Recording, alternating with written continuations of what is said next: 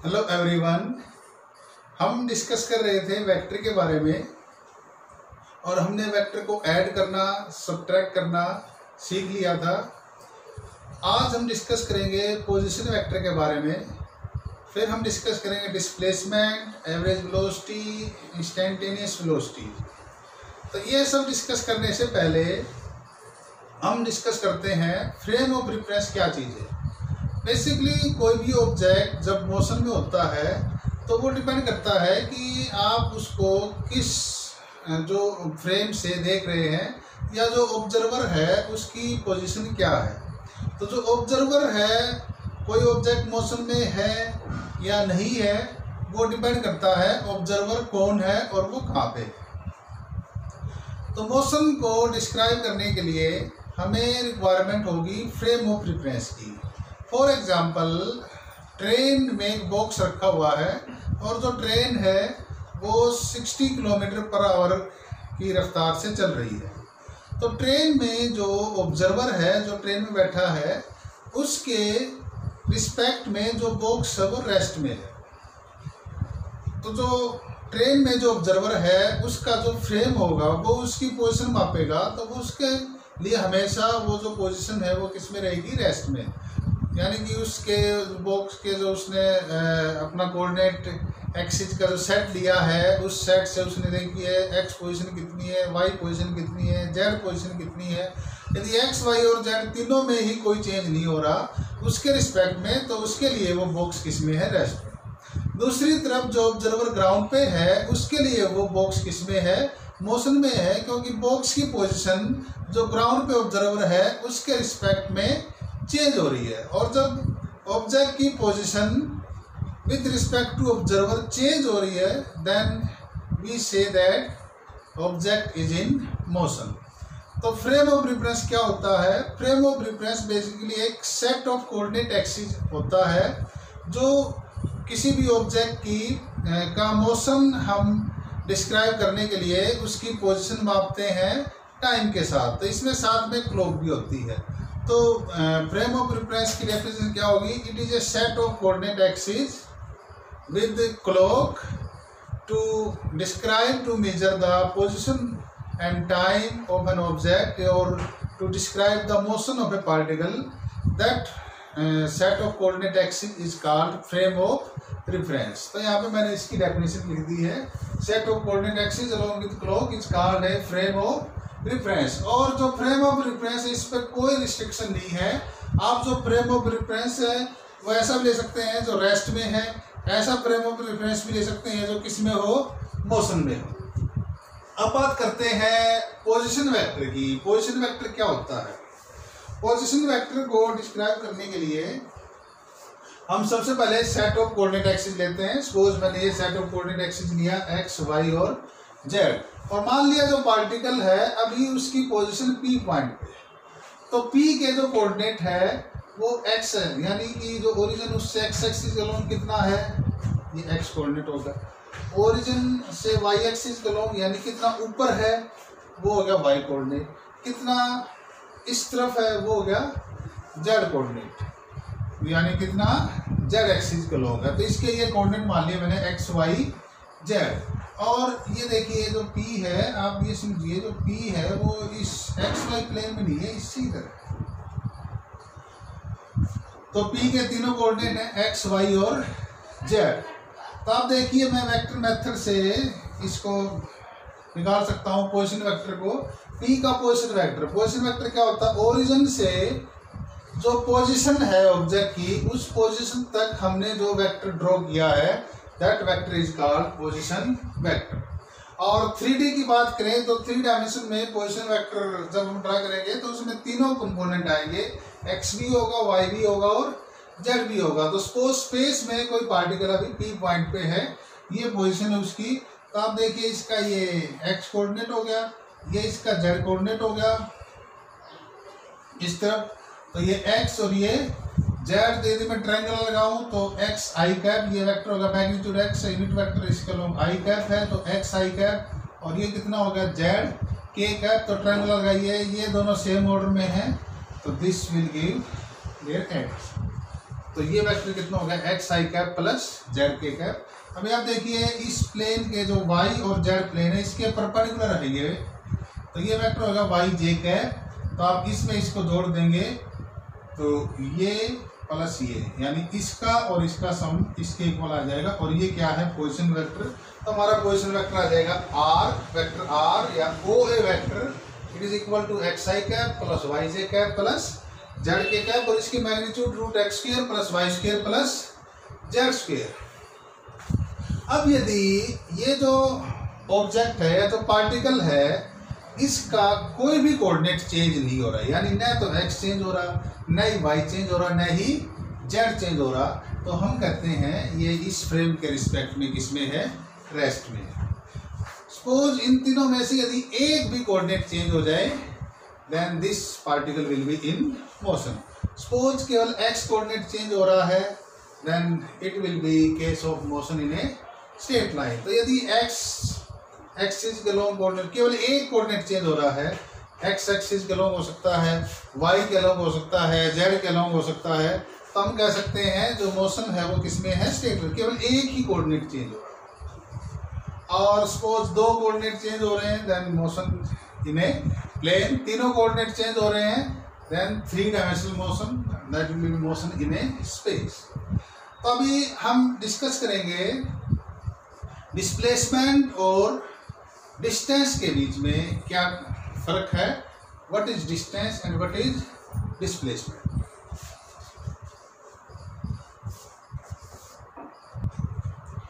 अब हम डिस्कस करते हैं डिस्टेंस और डिस्प्लेसमेंट। आइए पहले ये एग्जांपल लेते हैं। सपोज ये सेट ऑफ कोऑर्डिनेट एक्सिस है और पहले से पार्टिकल चला रहा था। जब पार्टिकल ए पॉइंट पे पहुंचा तो हमने देखा उस दौरान जो टाइम है वो भी हम पहले से माप रहे थे। सपोज हमने टाइम माप जब t1 टाइम हो गया तो हमने देखा उस टाइम पे पार्टिकल की पोजीशन क्या थी, ए पॉइंट। फिर जब टाइम t2 हो गया तो इस दौरान जो पार्टिकल है वो इस पाथ को फॉलो करते हुए कहाँ पहुंच गया, बी पॉइंट पे। तो जो पार्टिकल है वो इस पाथ को फॉलो करते हुए पहुंचा, ये देखिए ए बी, और ये बीच में जो पॉइंट है इसका नाम रख देता हूँ सी। तो ए सी बी इस रास्ते से होता हुआ पार्टिकल कहाँ पहुंच गया, बी पॉइंट पर। तो डिस्टेंस कितनी ट्रेवल करी पार्टिकल ने इस दौरान, जो एक्चुअल पाथ लेंथ है मोशन की, the actual path length of the motion is called distance. Displacement, अब आप देखिए ये इनिशियल पोजीशन है पार्टिकल की ए और फाइनल पोजीशन पार्टिकल की कितनी हो गई, बी। तो इनिशियल पोजीशन को किससे मिला दो, फाइनल पोजीशन से, तो ये हो जाएगा डिस्प्लेसमेंट। तो ये डिस्प्लेसमेंट हो गया। तो डिस्प्लेसमेंट है बेसिकली उसको हम डिफाइन करते हैं the shortest distance between initial point, जो हमने इनिशियल पॉइंट लिया था ए, और final point B, is called displacement. और इसकी डायरेक्शन क्या होगी, direction vector directed from initial point to final point. तो इसमें displacement vector from A to B. Suppose जब हम टाइम आप रहे थे उसमें पार्टिकल बी पे होता और बी से किसी और पाथ को फॉलो करते हुए ए पे पहुंच जाता, तो उस समय डिस्प्लेसमेंट कितना होता, बी ए। तो यहाँ पर इनिशियल पॉइंट यानी जो स्टार्टिंग पॉइंट लिया वो हमारा क्या है, ए, और फाइनल पॉइंट कहाँ है, बी। तो shortest distance, smallest distance between initial point and final point is called displacement, and displacement is a vector quantity. तो आप भी ये जो डेफिनेशन ये लिख सकते हैं, what is distance,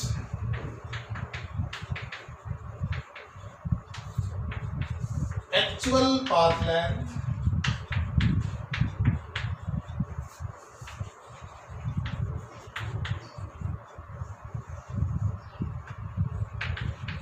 traveled by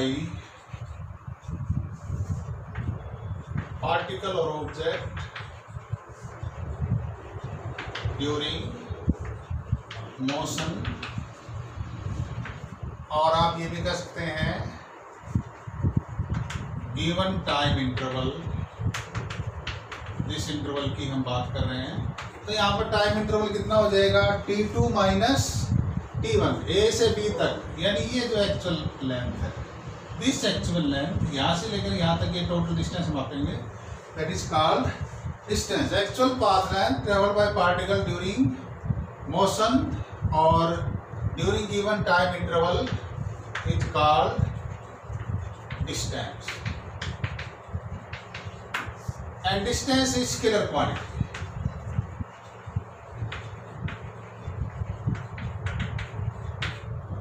अब बात करते हैं डिस्प्लेसमेंट की। What is displacement?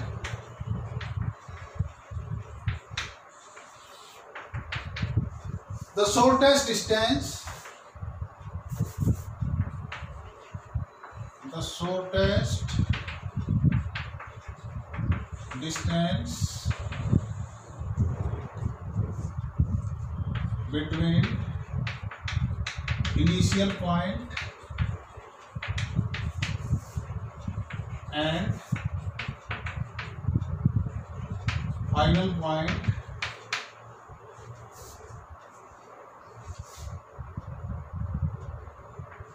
in given time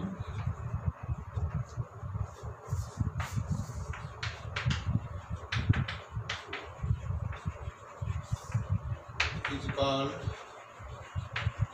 displacement. Displacement is a vector quantity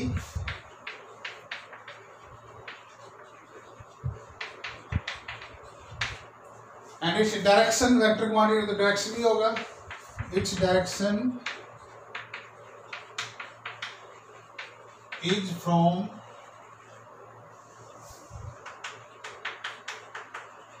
initial point to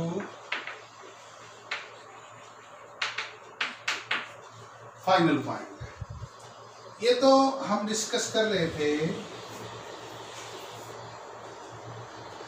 जब ऑब्जेक्ट 3 डायमेंशन में मूव कर रहा हो, क्योंकि ये जो चैप्टर है ये basically motion in a straight line है, तो 1 डायमेंशनल मोशन है, तो इसमें हम जो ऑब्जेक्ट है वो स्ट्रेट लाइन में ट्रेवल करेगा।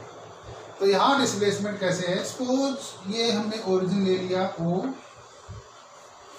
और कोई ऑब्जेक्ट है या कोई पार्टिकल है जो स्ट्रेट लाइन में ट्रेवल कर रहा है। यहाँ पे ये मैंने स्केल बना ली है, ये डिस्टेंस 10 मीटर, ये 20, 30, 40 ऐसे ये जो डिस्टेंस मापी गई है ये किससे मापी गई है? ओरिजिन से। ओरिजिन से राइट साइड में जो डिस्टेंस हम मापेंगे वो होगी पॉजिटिव, और ओरिजिन के लेफ्ट साइड में जो हम मापेंगे वो होगी नेगेटिव। या ये कहते हैं डिस्टेंस वर्ड ठीक नहीं होगा, जो एक्स कोऑर्डिनेट है यानी जो एक्स की वैल्यू है वो ओरिजिन के राइट साइड में मापेंगे वो होंगी पॉजिटिव, और इसके लेफ्ट साइड में होंगी वो होंगी नेगेटिव। तो आप देखिए ओ के लेफ्ट साइड में ये नेगेटिव है और ओ के राइट साइड में पॉजिटिव। तो हम 1 डायमेंशनल मोशन की बात कर रहे हैं, तो इसमें भी हम फाइंड आउट करेंगे डिस्टेंस ट्रेवल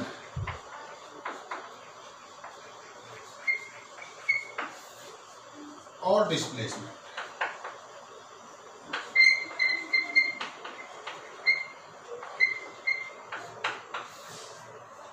सपोज जो टाइम अब हम ओ से मापना शुरू करते हैं और हम देखते हैं किसी टाइम T1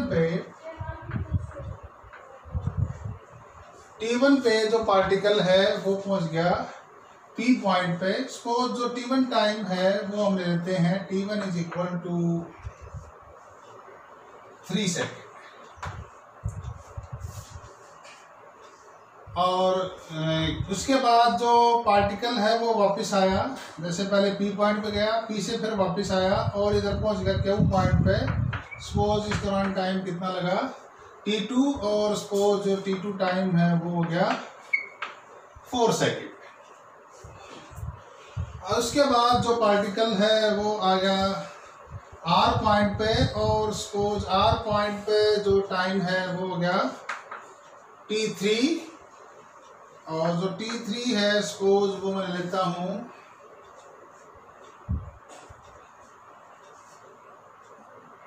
8 सेकेंड। अब सपोज हमारे से पूछा जाता है जो पार्टिकल है उसने जब ट्रैवल करना शुरू किया, सपोज हमने टाइम मापना शुरू किया ओ से क्यू तक, taking motion from O to Q, O से क्यू तक। सपोज जब हमने ओ से मापना शुरू किया था उस समय टाइम कितना था, t इक्वल टू 0, और पार्टिकल कहाँ पहुंच गया, क्यू। तो कितनी डिस्टेंस ट्रेवल की पार्टिकल ने, तो आप देखिए ओ से चला पार्टिकल, ओ से चलते हुए पहले पहुंचा पी पे और फिर पी से वापस चल के कहाँ पहुंच गया, क्यू। तो टोटल जो डिस्टेंस है वो कितनी ट्रेवल की पार्टिकल ने, तो आप देखिए 60 मीटर तो ये, 60 मीटर ये, और प्लस 10 और 10 20। तो जो डिस्टेंस ट्रेवल है पार्टिकल ने, वो डिस्टेंस कितनी ट्रेवल करी, 80 मीटर। डिस्प्लेसमेंट कितना है, डिस्प्लेसमेंट के लिए simple, the shortest distance between initial point and final point. Initial point है ओ और फाइनल पॉइंट है क्यू।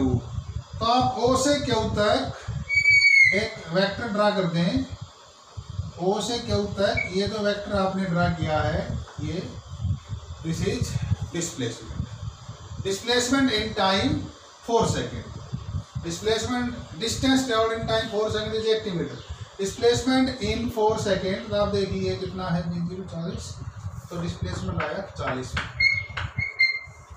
डायरेक्शन किस तरफ है, अलोंग एक्स एक्सिस। इधर कौन सा वेक्टर है, आई कैप, तो आप ले सकते हैं 40 मीटर आई कैप।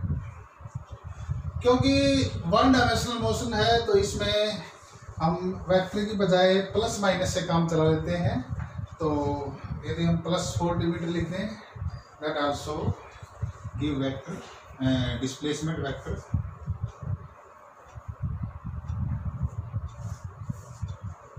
सपोज मैं आपसे पूछूं, जो इनिशियल टाइम है जब हमने टाइम मापना शुरू किया, मैं t1 और t2 की बात कर रहा हूं। Suppose I am talking about the position T1 when particle goes from P to Q। ये ठीक रहेगा। इनिशियल पॉइंट था P और पार्टिकल P से कहाँ गया, Q पे।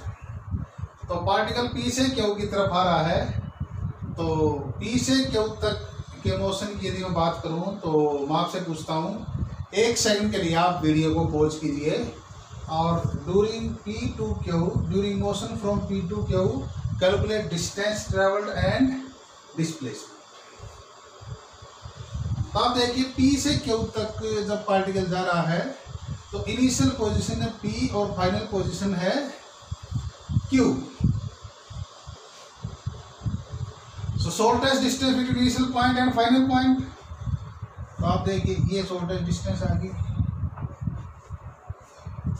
तो डिस्प्लेसमेंट वेक्टर हो गया PQ, और कितना हुआ PQ, क्योंकि यदि 0 के लेफ्ट साइड में, यदि इस डायरेक्शन में जा रहे हैं तो डिस्प्लेसमेंट पॉजिटिव, और यदि इसके अपोजिट डायरेक्शन में आ रहे हैं तो डिस्प्लेसमेंट नेगेटिव। और डिस्प्लेसमेंट से आप ये भी कह सकते हैं, डिस्प्लेसमेंट वेक्टर यदि हम यहाँ से देखें तो आप देखिए इसका पोजीशन वेक्टर कितना हो गया R1, और ये पोजीशन वेक्टर कितना हो गया R2। तो आप ट्रायंगल लगाइए, R1 plus AB equal to R2, R1 plus AB equal to R2, या AB displacement vector is equal to R2 minus R1। तो डिस्प्लेसमेंट है वो क्या होता है, final position vector minus initial position vector. अब देखिए फाइनल पोजीशन वेक्टर कितना है, डिस्प्लेसमेंट कैलकुलेट करूं मैं, डिस्प्लेसमेंट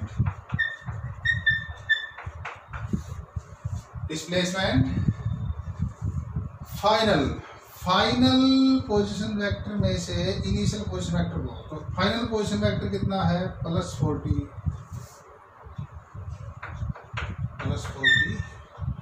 माइनस इनिशियल कितना है, प्लस 60 +60 कितना आया -20। यानी जब ऑब्जेक्ट है वो जो हमने ओरिजिन चूज किया है, ऑब्जेक्ट यदि ओरिजिन की तरफ जा रहा हो तो डिस्प्लेसमेंट होगा नेगेटिव। यदि ऑब्जेक्ट ओरिजिन से दूर जा रहा हो, और ये हम बात कर रहे हैं किसकी, +x डायरेक्शन की, यदि x पॉजिटिव है, जो x है वो पॉजिटिव है दोनों केस में, इनिशियल पॉइंट के केस में भी और फाइनल पॉइंट के केस में भी, और जो पार्टिकल है वो ओरिजिन की तरफ जा रहा है, यानी आप ये कह रहे हैं जो पार्टिकल वो इस तरह से जा रहा है कि जो x है वो डिक्रीज हो रहा है, तो उस केस में डिस्प्लेसमेंट क्या आएगा, नेगेटिव।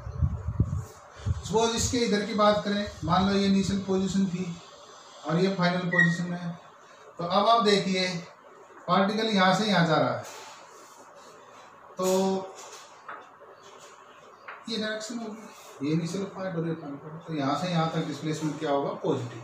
मान लो इसका उल्टा होता है, यदि पार्टिकल नेगेटिव, ये यदि x नेगेटिव है और पार्टिकल इस तरह से जा रहा है कि जो x की मैग्नीट्यूड है वो डिक्रीज हो रही है, तो डिस्प्लेसमेंट होगा positive.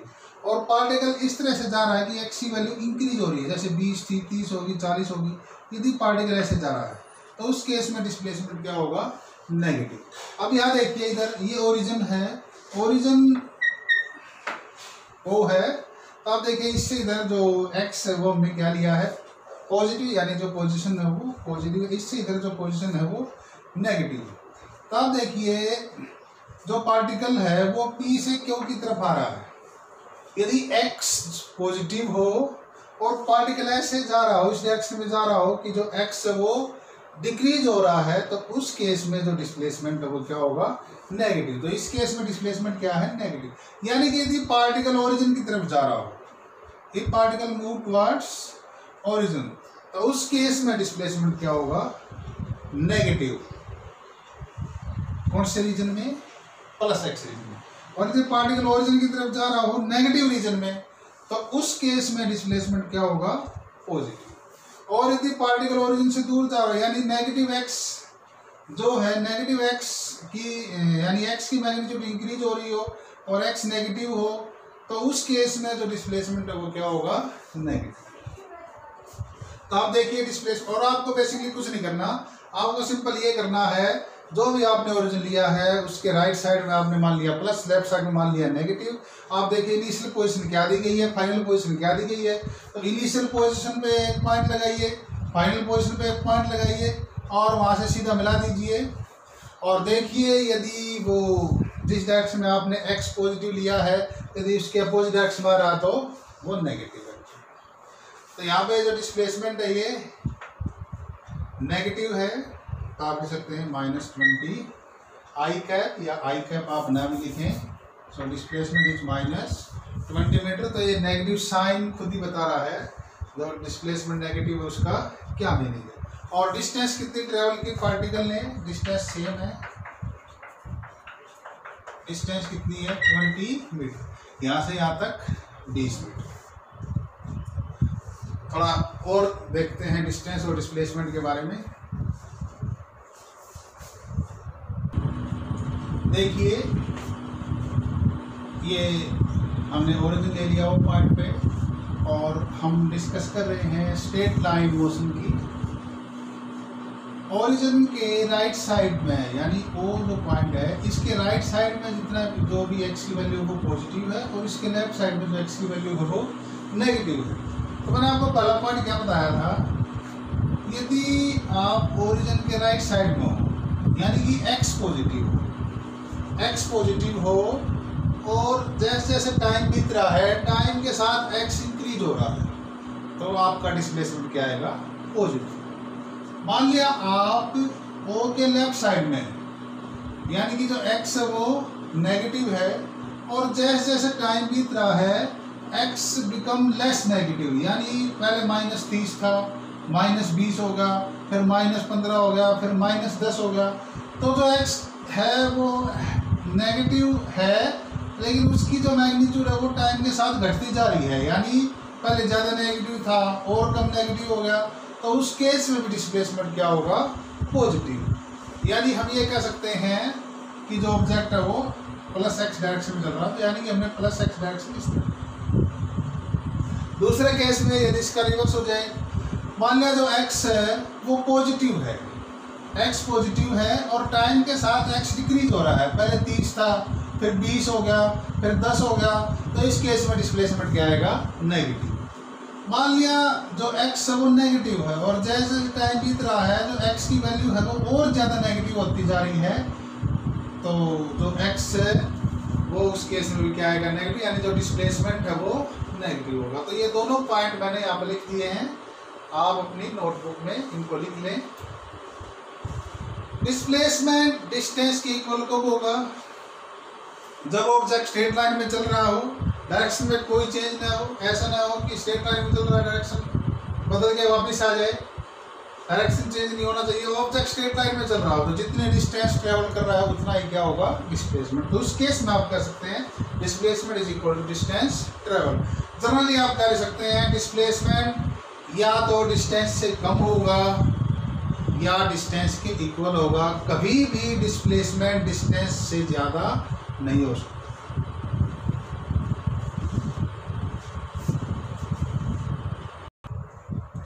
Let us solve following two problems taken from H.C. Verma book. A man has to go 50 meter north.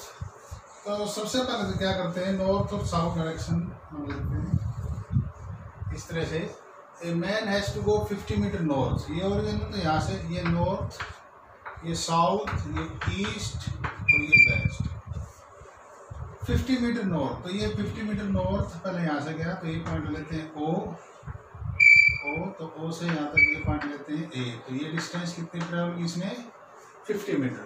तो O से A गया ऐसे ये 50 metre, then 40 metre due east, उसके बाद वो ईस्ट की तरफ चला 40 मीटर, ईस्ट इस तरफ है, तो ये देखिए यहाँ से ये ईस्ट की तरफ जाएगा और ये डिस्टेंस कितनी है, 40 मीटर। 40 मीटर ईस्ट की तरफ, अब ये इस तरफ है, due 40 metre has to go 40 metre due north, 50 metre due north, 40 metre due east and 20 metre due south to reach the field. अब ये 20 मीटर चलेगा साउथ की तरफ, तो ये होगा 20 मीटर, ये 20 मीटर है ये। What distance he has to walk to reach the field? तो उसने यहाँ से चलना शुरू किया, ये इनिशियल पॉइंट, ये A, ये B और ये C। तो डिस्टेंस कितनी ट्रेवल करी, तो आप सिंपल इन तीनों को जोड़ सकते हैं, वो डिस्टेंस हो जाएगी। डिस्प्लेसमेंट की बात है, डिस्प्लेसमेंट निकालना, तो ये इनिशियल पॉइंट और ये फाइनल पॉइंट है, तो आप इसकी वैल्यू निकाल सकते हैं। ये वैल्यू आपको निकालनी है, तो आप देखिए ये और ये पैरेलल है, तो इस तरह से आप ट्रायंगल बना कर पाइथागोरस थ्योरम से भी कर सकते हैं। ये कितनी है 40 और ये 20 है, ये पूरी 50 थी, तो ये कितनी आ जाएगी 30, ये 40 और ये 30, तो आप ये कैलकुलेट कर सकते हैं पाइथागोरस थ्योरम से। नेक्स्ट प्रॉब्लम देखिए, ए पार्टिकल, तो इसमें आपको क्या निकालना है, OC निकालना है। और डायरेक्शन भी यदि हमारे से पूछ ले तो हम ये एंगल निकाल सकते हैं, this angle is theta, east के साथ कितने एंगल पे है, तो ये डायरेक्शन भी आ जाएगा। तो इसमें हमें OC की वैल्यू निकालनी पड़ेगी और साथ में क्या निकालना पड़ेगा, tan थीटा, क्योंकि पता है ये 30 और ये कितना है 40, ये दोनों आप फाइंड आउट कर सकते हैं, आपका आंसर आ जाएगा। और ऑफ कोर्स डिस्टेंस तो आपने मेजर कर ली थी, OA plus AB plus BC। Next, a particle starts from origin, एक बार फिर यहाँ पर ले लेते हैं origin. Particle starts from origin goes along x axis, ये ओरिजिन है O और एक्स एक्सिस के अलोंग जाता है, this is x axis, to the point x20 y0 है, तो ये बड़ी अच्छी बात है। तो ये यहाँ पे सपोज मान लेते हैं A पॉइंट पे जाता है और यहाँ पे A के कोऑर्डिनेट है 20 और y कितना है 0, तो पार्टिकल O है, O से गया A पॉइंट पे, उसके बाद at the return along the same line, इसी लाइन के अलोंग वापस आया टू द पॉइंट -20। तो ये यहाँ पे पहुँच गया बी पॉइंट पे और बी के कोऑर्डिनेट है -20 0। तो आप देखिए यहाँ से चलना शुरू किया था, t0 यहाँ पे है, यहाँ से चलना शुरू किया था, इधर गया, उसके बाद फिर ये वापस आया, वापस आ गया, फिर ये यहाँ। तो आपको O से A पे गया, फिर A से O पे आया, फिर O से B पे आकर रुक गया। तो आपको निकालनी है डिस्टेंस। तो ये इनिशियल पॉइंट है, यहाँ से आप शुरू कर लें, ये डिस्टेंस जोड़ लें। तो आपको पता है ये डिस्टेंस 20 है, फिर वापस आया 20 और फिर इधर चला गया 20। तो ये जोड़ दें आप, total distance OA plus AO plus OB, तो आ जाएगा 20 प्लस 20 प्लस 20। तो ये डिस्टेंस आ जाएगी। डिस्प्लेसमेंट, ये इनिशियल पॉइंट है O और ये फाइनल पॉइंट है B। तो इनिशियल पॉइंट से फाइनल पॉइंट तक सीधा वेक्टर ड्रा कर दें, तो ये क्या आ जाएगा, डिस्प्लेसमेंट वेक्टर OB। और आप देखिए आपने इस तरफ लिया है +x, तो इधर क्या है -x। तो डिस्प्लेसमेंट आपका इस केस में क्या है, नेगेटिव। तो O और B की मैग्नीट्यूड कितनी है, 20। तो -20 भी आप ले सकते हैं, या -20 I कैप भी ले सकते हैं, वो भी ठीक है, क्योंकि वन डायरेक्शन है। तो इसमें जो नेगेटिव साइन है it will take care of direction.